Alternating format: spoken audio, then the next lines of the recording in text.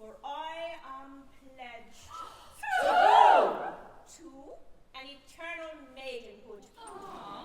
Many years ago, I was betrothed to a godlike youth who wooed me under an assumed name, but on the very day upon which our wedding was to have been celebrated, I discovered that he was no other than Sir Roderic Murgatroyd, one of the bad baronets of Ruddigore, and uncle of the man who now bears that title.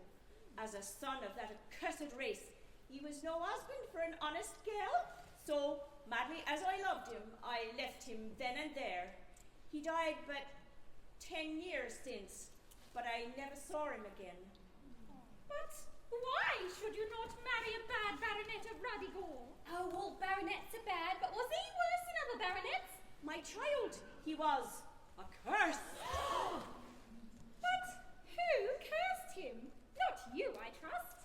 The curse is on all his line and has been since the time of Sir Rupert, the first baronet. Listen, and you shall hear the legend.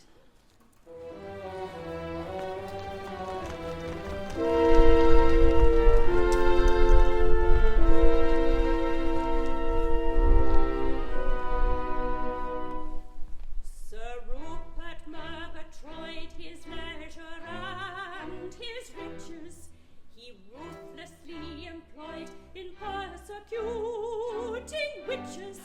With fear he'd make them quake, he'd dock them in his lake, he'd break their bones with sticks and stones, and burn them at the stake. This sport he much enjoyed, till Rupert Murgatroyd, no sense of shame or pity came to Rupert Murgatroyd. Once on the village green a palsied hag he roasted, and what took place I ween shook his composure boasted, for as the torture grim seized on each withered limb, the writhing dame mid fire and flame yelled forth this curse on him. Each lord of Ruddigore, despite his best endeavour, shall do on a crime or more, once every day forever. This truth he can't defy, however he may try, for should he stay his hand and in torture, he shall die. The prophecy came true, each man who held the title had every day to do some crime or import vital, until with guilt applied, I'll sin no more, he cried. And on the day he said that say, in agony he died. And thus with sin employed, has died each Murgatroyd, and so shall fall both far and long each coming Murgatroyd.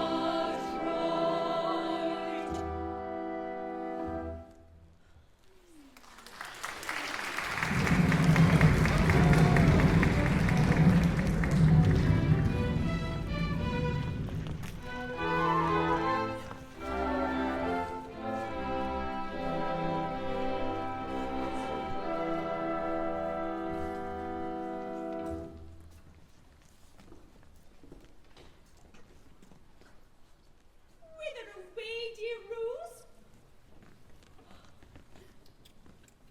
On some errand of charity, as is thy wont? A few gifts, dear aunt, for deserving villagers. Lo, here is some peppermint grog for old Gaffer Gaddaby, a set of false teeth for pretty little Ruth Rowbottom, and a pound of snuff for the poor orphan orphan girl on the hill. Oh, Rose! Pity that so much goodness should not make some gallant youth happy for life. Rose, why dost thou harden that little heart of thine? Is there none here away whom thou couldst love? And even if there were such an one, verily it would ill become me to tell him so. Nay, dear one, where true love is, there is little need of prim formality. Hush, dear aunt, for thy words pain me sorely. Hung in a plated dish cover to the knocker of the workhouse door, with naught of mine own, save a change of baby linen and a book of etiquette. Little wonder if I've always regarded that work as a voice from a parent's tomb. This hallowed volume, composed, if I may believe the type of page, by no less an authority than the wife of a Lord Mayor, has been through life my guide and monitor. By its solemn precepts, I have learned to test the moral worth of all who may approach me. The man who double dips, or eats peas with his knife, I regard as a lost creature. And he who has not yet acquired the proper way of entering and leaving a room is the object of my pitying horror. There are those in this village who bite their nails, dear aunt, and almost all are wont to use their pocket combs in public places. In truth, I could pursue this painful theme much further, but behold, I have said enough. But is there not one among them who is faultless in thine eyes? For example, young Robin. He combines the manners of a marquis with the morals of a Methodist. Couldst thou not love him? And even if I could, how should I confess it unto him? For lo, he is shy and saith naught.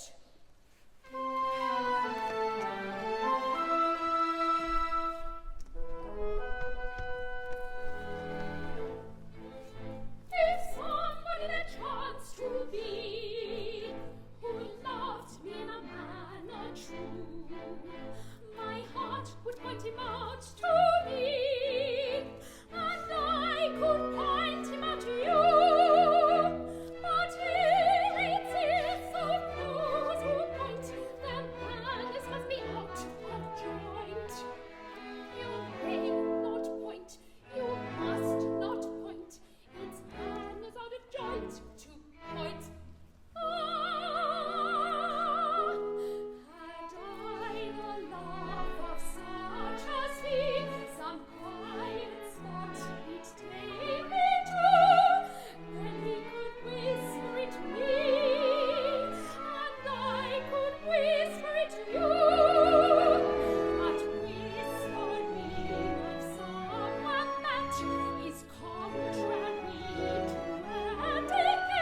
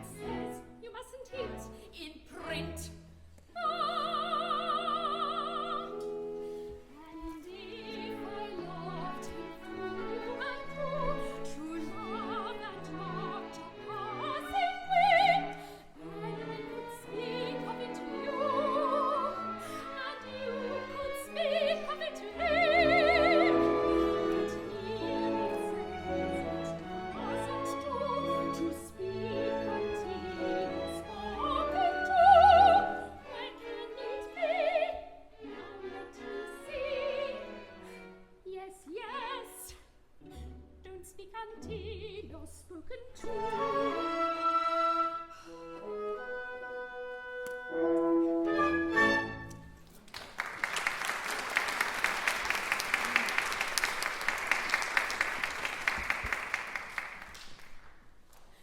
Poor aunt! Little did the good soul think, when she breathed the hallowed name of Robin, that he would do as well as any other. But he resembleth all the youth in this village, in that he is unduly bashful in my presence. And lo, it is hard to bring him to the point. But soft, he is here. Mistress Rose, Master Robin. I wish to say that it is fine. It is passing fine.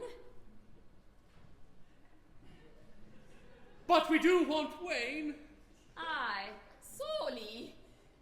Is that all? That is all. Good day, Master Robin. Good day, Mistress Rose. I beg pardon, You were about to say? I would fain consult you. Truly? It is about a friend.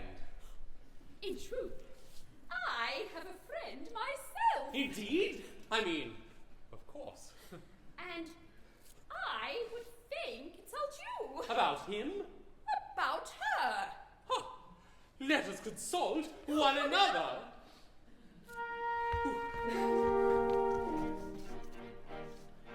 I know a youth who loves a little maid. Hey, but his face is a sight for to see. Silent is he, for he's modest and afraid. Hey, but he's timid as a youth can be. I know a maid who loves a gallant too.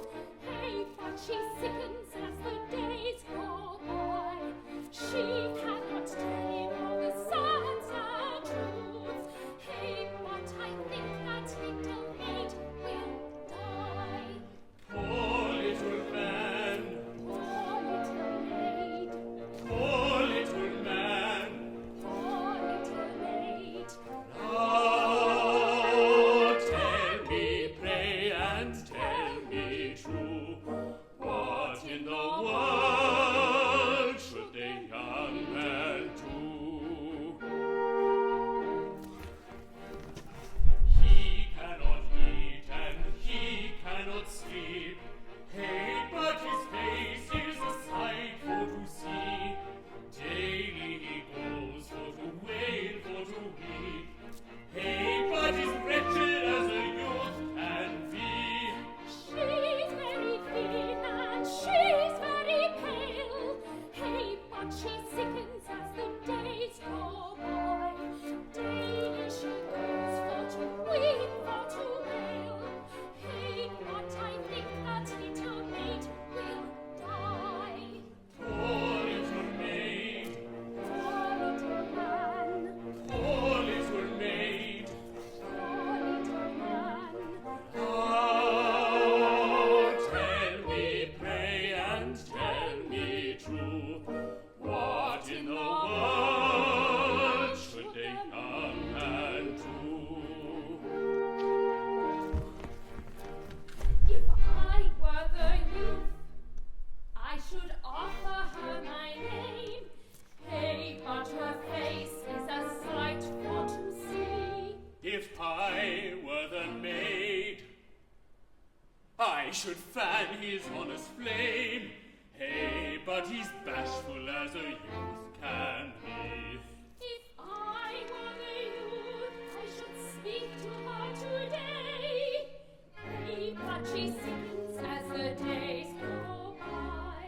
If I were the maid, I should meet the lad halfway. For I really do believe that timid youth will die. Poor little man, Poor little maid, poor little man. poor little maid. I thank you, miss, for your counsel true. I'll tell that youth what he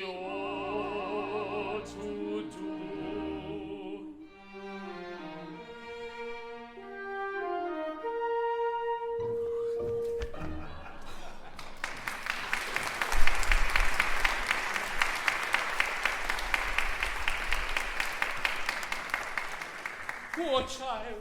I sometimes think if she wasn't quite so particular, I might venture to. But no. Even then I would be unworthy of her.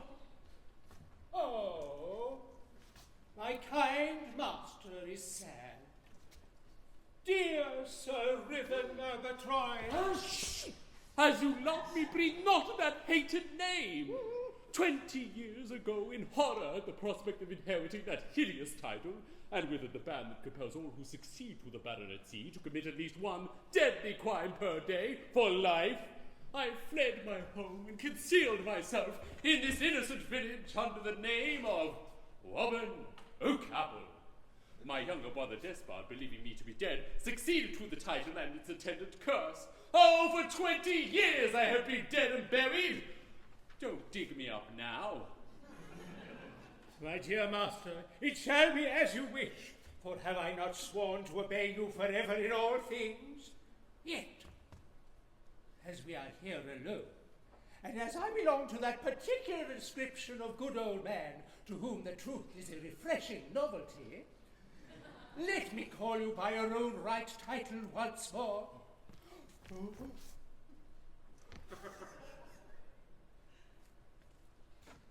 Sir Riven Murgatroyd, Baronet of Ruddigore!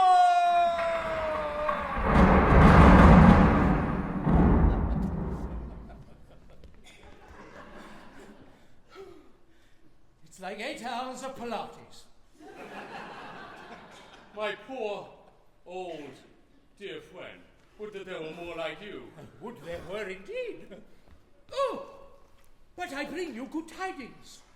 Your foster brother, Richard, has returned from sea. His ship, the Tom Tutt, rides yonder at anchor, and he himself is even now in this very village. My beloved foster brother? No, it cannot be. Yes, it is even so. And see, he comes this way. Oh.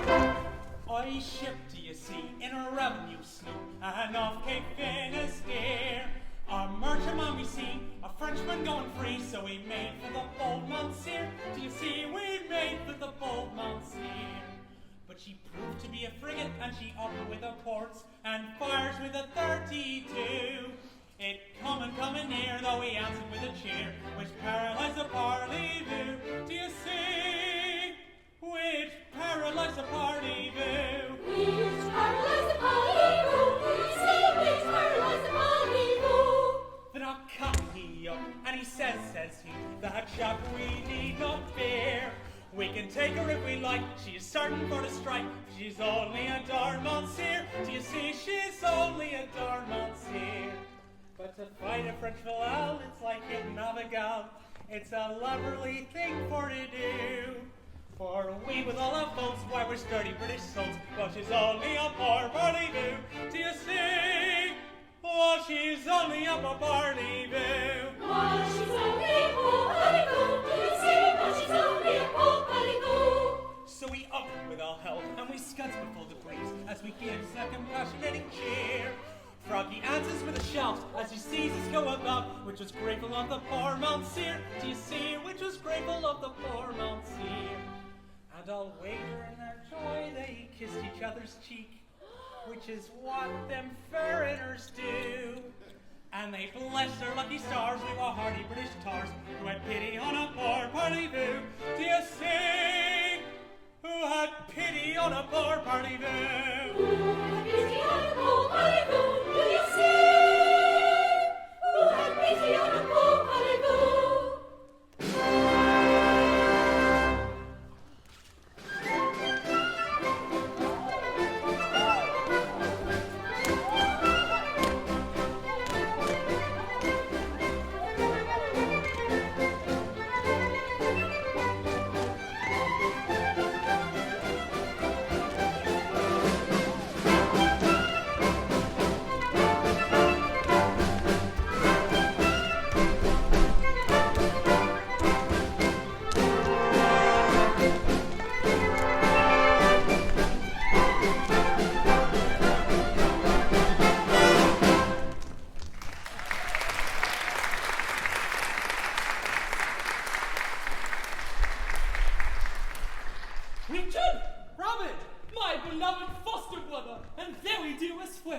Welcome home again after 10 long years at sea.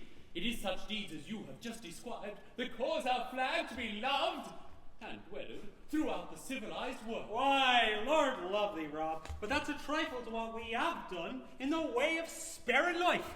I believe I may say, without exaggeration, that the merciful little Tomtit has spared more French frigates than any craft afloat. But tain't for a British seaman to brag, so I'll just stow my jawing tackle and be late. But, fast even, messmate. What's brought you all a cockbill?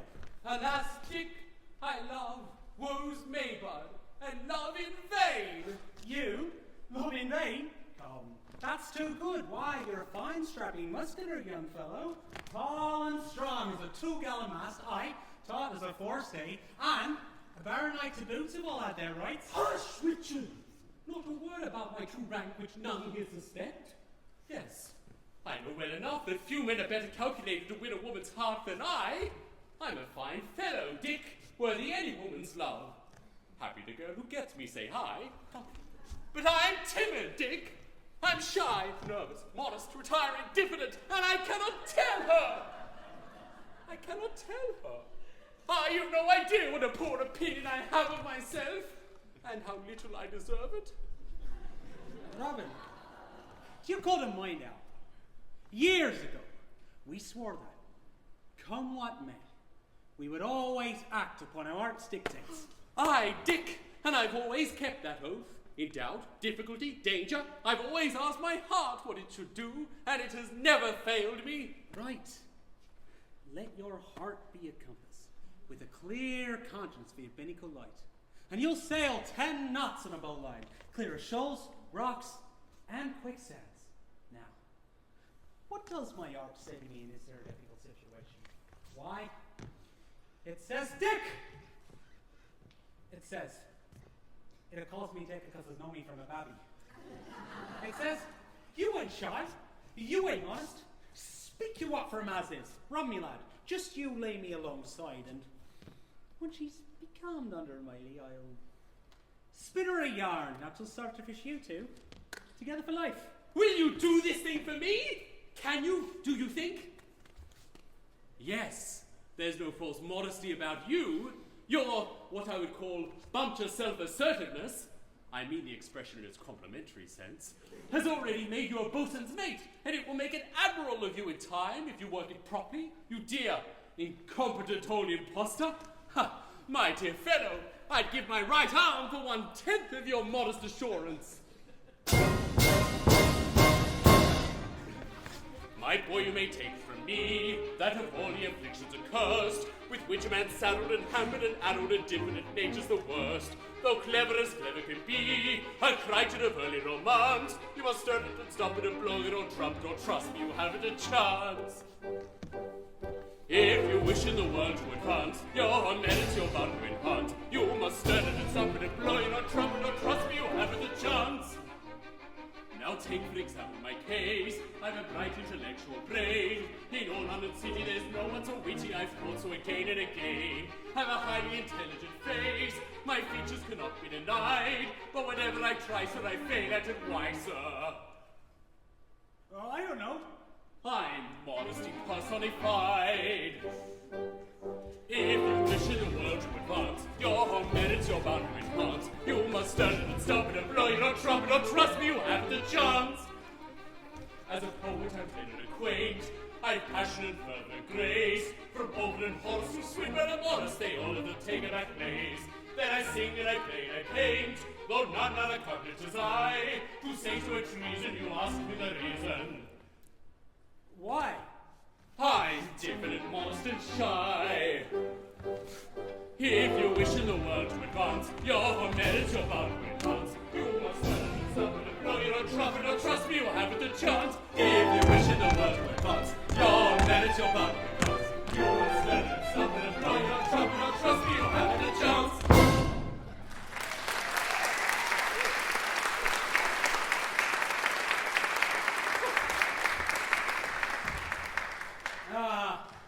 It's 1,000 pities he's such a poor opinion of himself.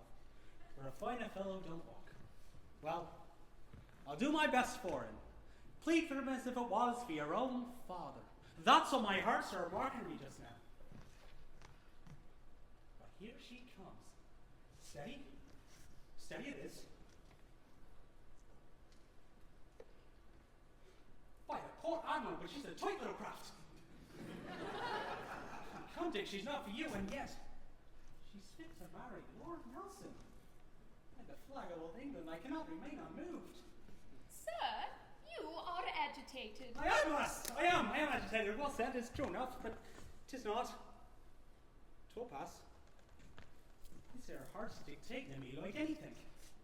Question is, have I a right to disregard its promptings?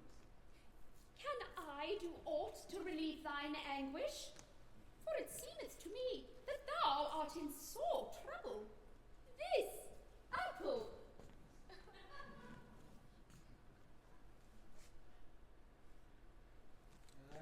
No, my lass.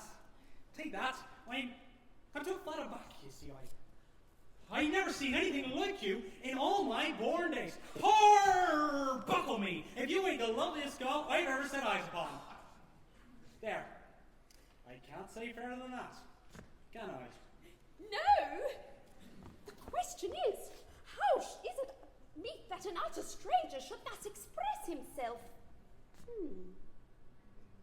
Yes! Always speak the truth!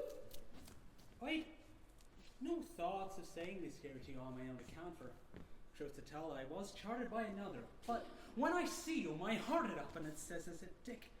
This be the very last for you, Dick. It says, speak up to her, Dick. It says, it calls me Dick because we was at school together. Tell her all, Dick. It says, never sail under false colours. It's me. That's what my heart tells me to say, and in my rough, common sailor fashion, I've said it, and I'm a-waiting for your reply. I'm a trembler, miss. Looky here. That's nervousness. Now, what should a maiden do with such an one? Keep no one in unnecessary suspense. Behold, I will not keep you in unnecessary suspense. In accepting an offer of marriage, do so with apparent hesitation. I take you, but with a certain show of reluctance. Avoid any appearance of eagerness, though you will bear in mind that I'm far from anxious to do so. A little show of emotion will not be misplaced. Pardon this tear.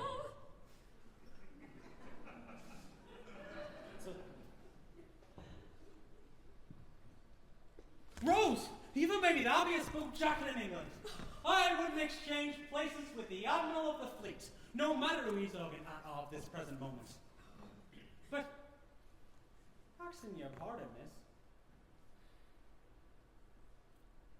might I be permitted to salute the flag I'm going to be sailing under? An engaged young lady should not permit too many familiarities. Once.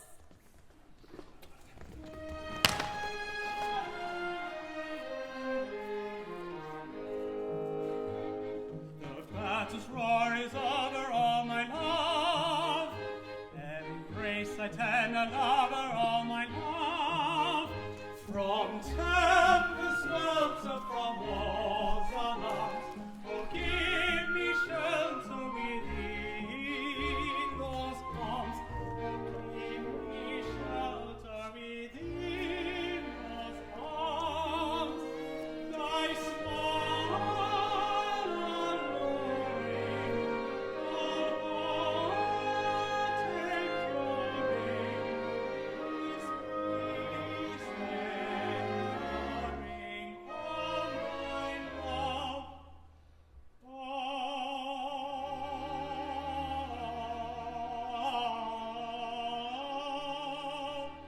my love. If heart but true and tender, oh my love, a life that can engender, oh my love, a truce to sighing and tears of brine, for joy undying shall aye be mine, for joy undying shall aye be mine, and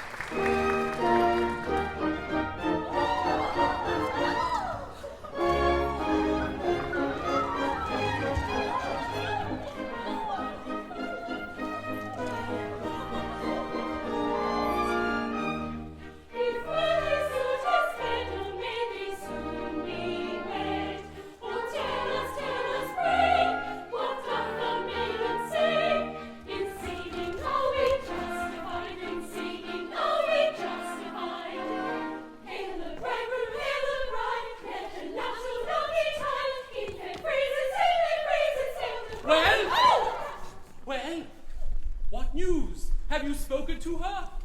Aye, my lad, I have. So to speak. Spoke to her? And she refuses. Oh, I cannot truly say she do. Then she accepts. My darling. Hail the bride, hail the bride, let the nuptials not be tied. Hear their praises, hail the bride, hail the bride. Now, what should a maiden do when she's embraced by the wrong gentleman? Belay, my lad. Belay. You don't understand. Oh, sir, I beseech you, belay. You see, it's like this. She accepts, but it's me. You?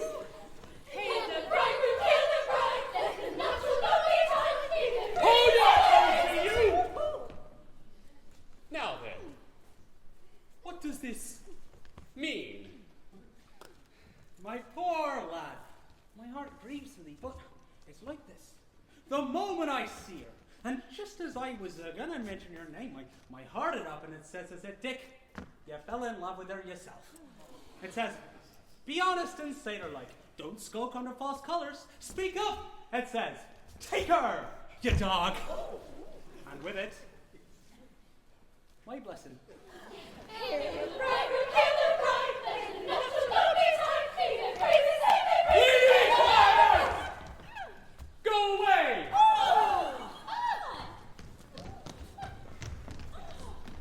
Done! Vulgar girls, What could I do? I'm bound to obey my aunt's dictates. Of course. No doubt. It's quite right. I don't mind. That is, not particularly. Only, it is disappointing, you know. Oh, but sir, I knew not that thou didst seek me in wedlock, or in very truth I should not have hearkened unto this man. For behold, he is but a lowly mariner, and very poor withal, whereas thou art a tiller of the land, and thou hast fat oxen, and many sheep and swine, a considerable dairy farm, and much corn and oil. That's true, my lass, but it's done now. Still, it may be that I shall not be happy in thy love, for I am passing young and little able to judge. Moreover, as to thy character, I know not. Nay, Rose, I'll answer for that. Dick has won thy love fairly. Broken-hearted as I am, I'll stand up for Dick through thick and thin. Thank you, messmates. That's well spoken. That's spoken honest. Thank you, Rob. Yet methinks that I have heard that sailors are but worldly men, and little prone to lead serious and thoughtful lives. And what then? Admit that Dick is not a steady character, and that when he's excited he uses language that would make your hair curl? Grant that, he does. It's the truth, and I'm not going to deny it. But look at his good qualities. He's as nimble as a pony, and his hornpipe is the talk of the fleet. Thank you, Rob. That's well spoken. Thank you, Rob. But it may be that he drinketh strong waters, which do amuse a man, and make him to be even as the wild beasts of the desert. Well, suppose he does. And I don't say he don't. He forruns his bane, and ever has been. He does drink, I won't deny it. But look at his legs! Tattooed to the shoulder! No, not a word against Dick. Still, I have heard that mariners are but rarely true to those whom they profess to love. Granted. And I don't say that Dick isn't as bad as any of them. You know you are, you dog! Rough! A devil of a fellow, a regular out-and-out Lothario. But what then? You can't have everything. And a better hand at turning in a dead eye don't walk a deck. And what an accomplishment that is in a family man. No, not a word against Dick. I'll stand up for him through thin and thick. Thank you, Rob. You're a true friend. I've acted according to my art's dictates. And such orders as them, no man should disobey. In sailing all life's ocean wide, your much need, your only guide. In stormy sea and feeling wide, a hundred more to surely find. My heart says to this maiden strike. She's captured you. She's just the sort of girl you'd like. You know you do. If other men her heart should gain, I shall resign. That's what it says to me quite plain. This heart of mine, this heart of mine. My heart says you've a prosperous lot, with acres wide. You mean to settle all you've got upon your bride. It don't pretend to shame my acts by word or sign. It merely states these simple facts. This heart of mine, this heart of mine. 10 minutes since my heart said white, it now says black. It then said left, it now says right. Heart's off and tack, I must obey its latest strain. You tell me so, but should it change its mind again? I'll let you know. In sailing all life's ocean wide, no touch of me shall be guide. But it is awkward when you find a heart that does not know its mind. A heart that does not know its mind. A heart that does not know its mind. A heart that does not know its mind.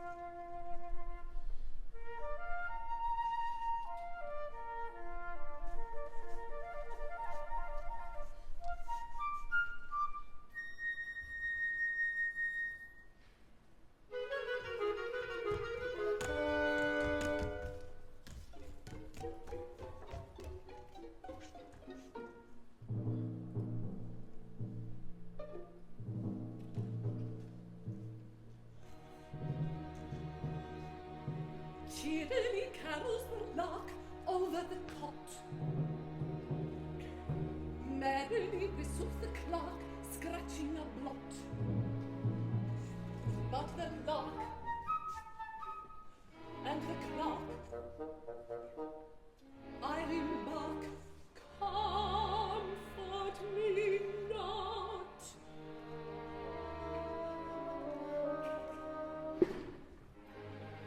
Over the ripening peach buzzes the bee, splash on the billowy beach tumbles the sea, and the peach and the beach, they are each nothing to me. And why, whom I doth nudge, crazy Meg, and Margaret, poor Peg.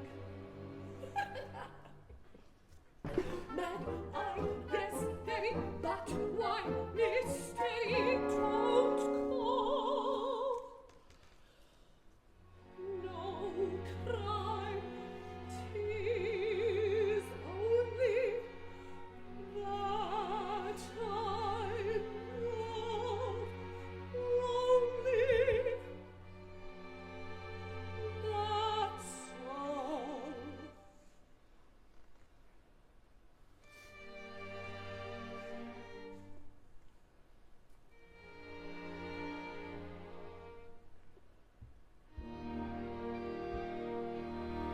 To a garden full of posies cometh one to gather flowers, and he wanders through the bowers, toying with the wanton roses, the wanton roses, who uprising from their beds hold on high their shameless heads, with their pretty lips a-pouting, with their pretty lips a-pouting, never doubting,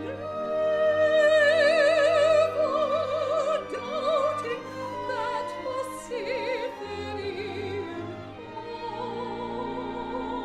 roses he would gather aught but roses.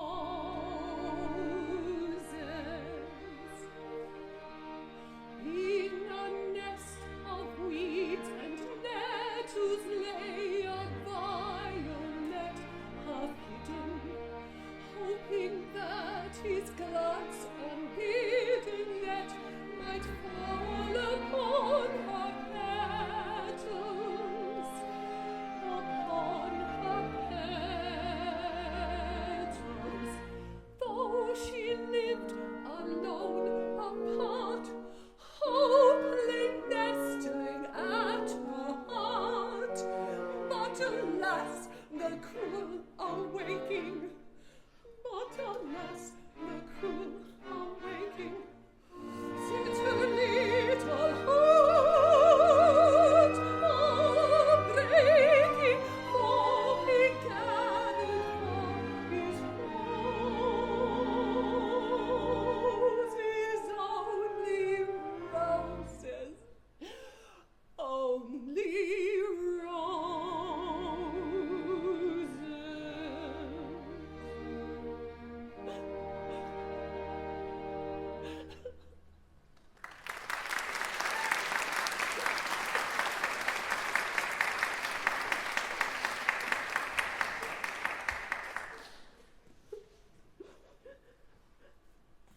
A maiden, and in tears.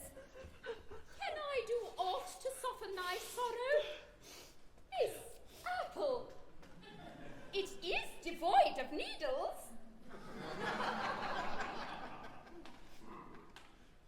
No. Tell me, are you mad? I? No. That is, I think not. That's well. Then you don't love Sir Despard Murgatroyd. All mad girls love him. I love him. I'm poor mad Margaret. Crazy Meg, daft Pen. Thou lovest the bad Baronet of Ruddigore? Oh, horrible! Too horrible! You pity me? Then be my mother. The squirrel had a mother, But she drank, and the squirrel fled. Ah, shh. They sing a brave song in our parts. It runs somewhat thus. The cat and the dog and the little puppy sat down in a...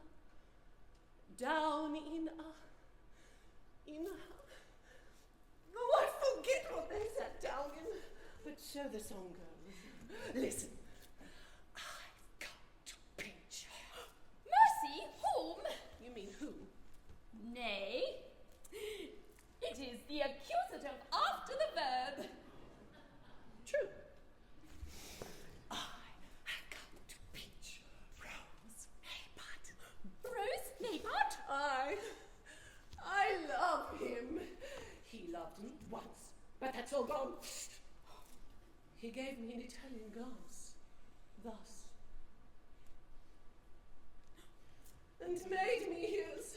He will give her an Italian glance and make her his, but it shall not be for a stamp on her, stamp on her, stamp on her. Did you ever kill anybody? No? Why not? Listen, I killed a fly this morning. It buzzed and I wouldn't have it, so it died. Pop! So shall she. But behold, I am Rose Maybud, and I would fain not die. Pop! You are Rose Maybud? Yes, sweet Rose Maybud.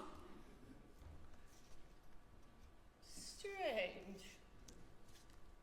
They told me she was beautiful. And he loves you? No. For if I thought that, I would treat you as the auctioneer and the land agent treated the ladybird. I should rend you asunder. Oh, nay, be pacified, for behold, I am betrothed to another, and lo, we were to be wedded this very day. Swear me that. Come to a commissioner and let me have it on affidavit. I once made an affidavit, but it died. It died. But see, they come, Sir Despard and his evil crew. Hide. They are all mad, quite mad. What makes you say that? Hush! They sing choruses in public. Oh, it's mad enough, I think. Go, hide away, or they will seize you.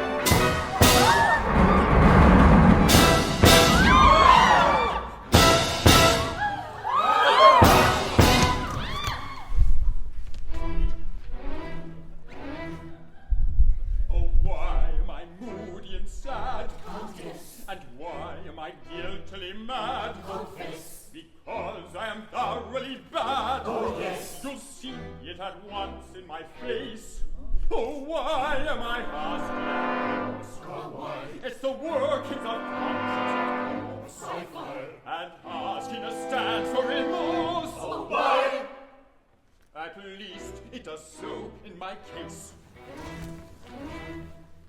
When in crime one is fully employed, your expression gets warped and destroyed.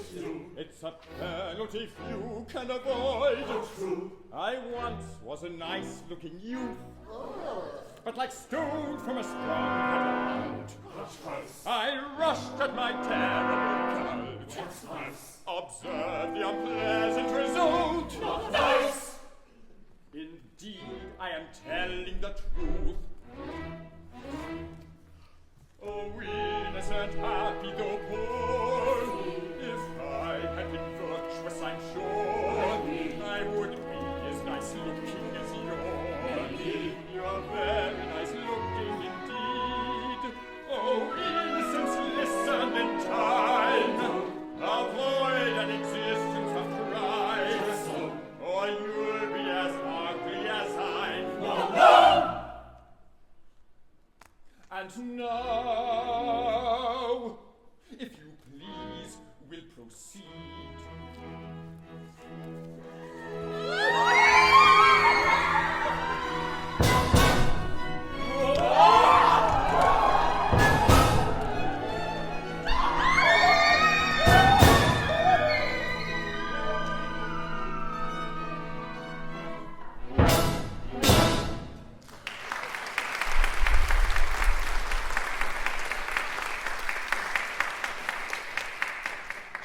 Children, how they loathe me.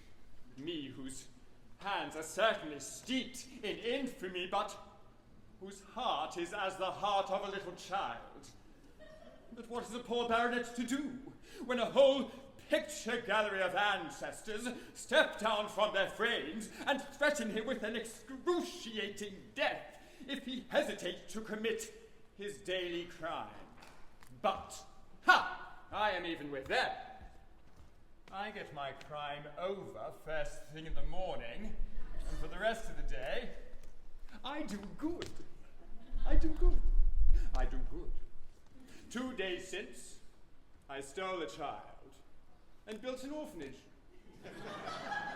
Yesterday, I robbed a bank and endowed an NGO. Today, I carry off Rose Maybud and atone with the cathedral. This is what it is to be the sport and toy of a picture gallery, but I will be bitterly revenged upon them.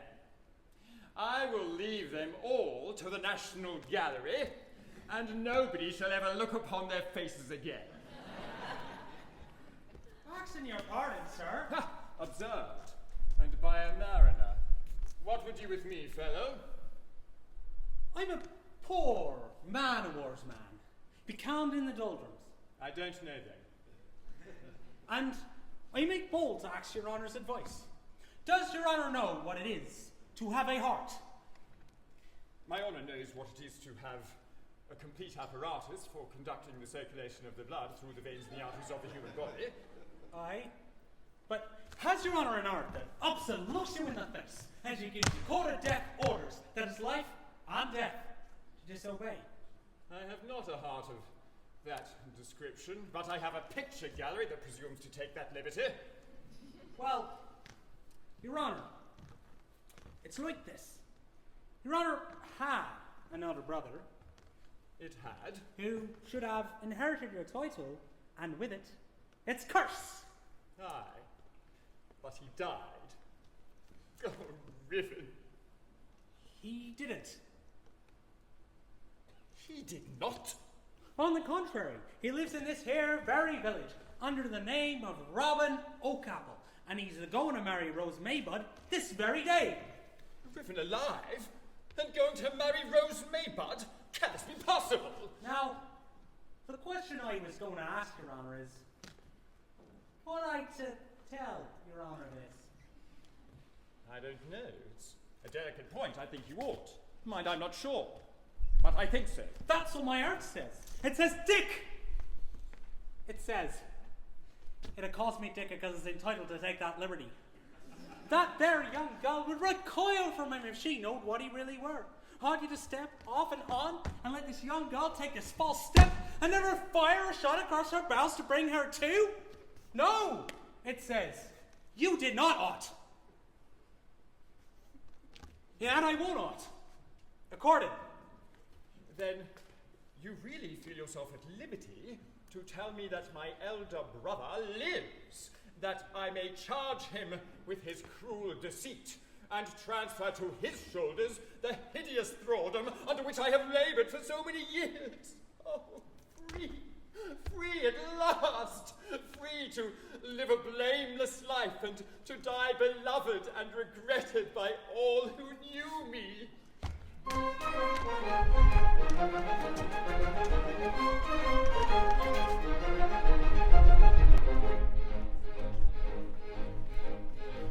You understand? I think I do. With vigor unshaken, this step shall be taken. It's neatly planned. I think so too. I'll readily bet it. You'll never regret it. For duty must be done. The rule applies to everyone. And painful though that duty be, to shirk the task with fiddle-dee-dee. To shirk the task with fiddle-dee-dee. To shirk the task.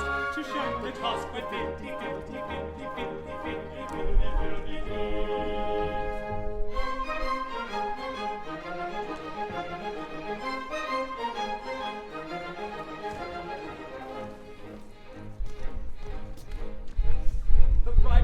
Likewise the bride, the maidens are all elated and merry, they are her chums. To lash their pride were almost to pity the pretty committee. For duty must be done, the rule applies to everyone, and painful though that duty be, to shirk the task with fiddle-dee-dee, to shirk the task with fiddle-dee-dee, to shirk the task, to shirk the task with fiddle-dee-dee-dee-dee-dee-dee-dee-dee-dee.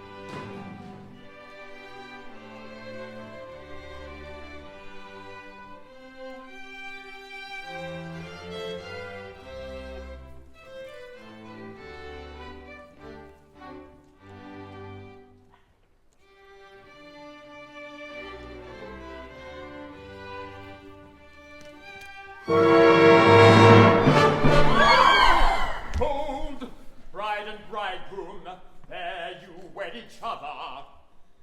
I claim young Robin as my elder brother.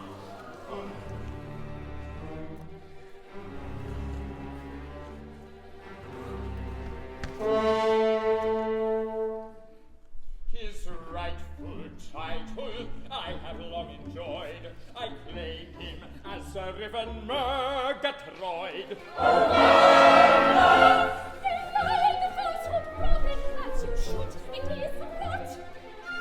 I would, if conscientiously I could, but I cannot. All face one! All face one! As pure and blameless peasant, I cannot, I regret, deny a truth unpleasant. I am that baronet. He is that baronet. But when completely rated, that baronet am I. That I am what he stated, I recklessly deny. He'll recklessly deny.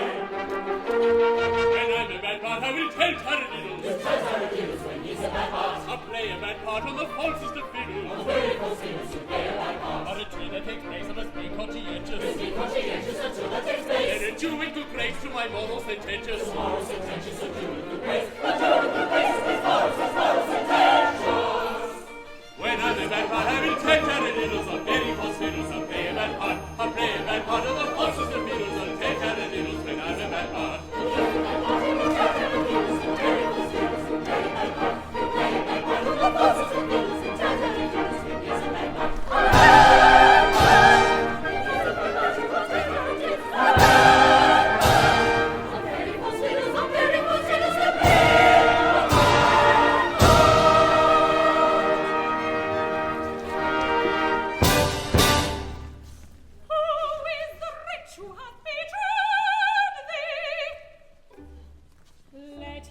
Stand forth. 'Twas I. Oh, my conscience made me with all your wrath.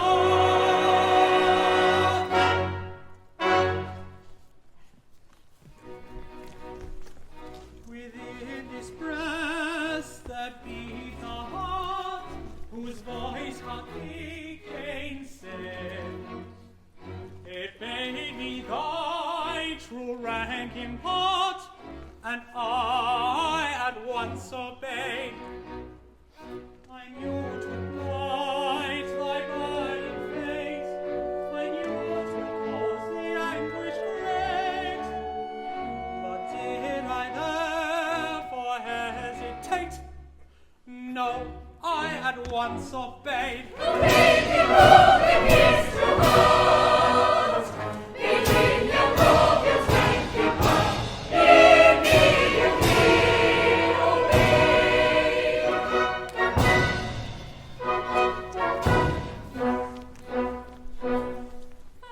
Farewell. Thou hadst my heart, 'twas quickly won, but now we part, thy face I shun. Farewell, hope and knee, at Christ's shrine. Of life with me, O hope resign. Farewell,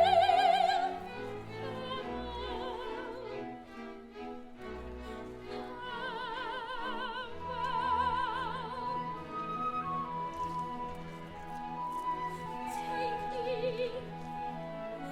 I am thy bride. the bridegroom hail the bride, and the lamp shall not be tied. Every day will bring some joy that can never, never cloy. Excuse me, I'm a virtuous person now. That's why I wait you. And I to Margaret must keep my vow. Have I misread you? Oh, joy!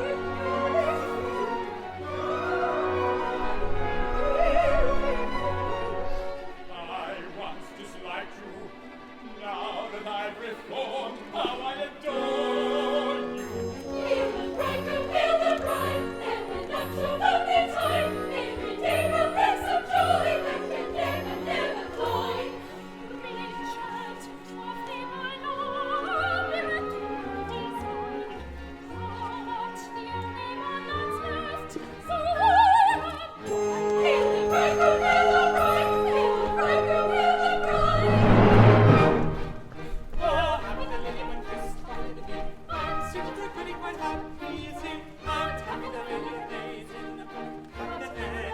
Unto a pen in the lovers when he embraces his bride. Oh, happy the flowers that blossom in June, and happy the boughs that came by the moon. But happy by ours the man of descent, who fully regretting his lack of forgetting his baronetting, and means to repent. Oh, happy the rose and the blooms on the day, likewise the blossom and tails on the tree. And when the blossom came up to bed, with all the red and the green, and the red and the green, all the green, yes, of good care. Oh, wretched the dead who's signing a deed, and wretched the letter that no one can read. But very much better than Lord it must be, and that when the puzzle I'm making was puzzle whose head there's a puzzle alone.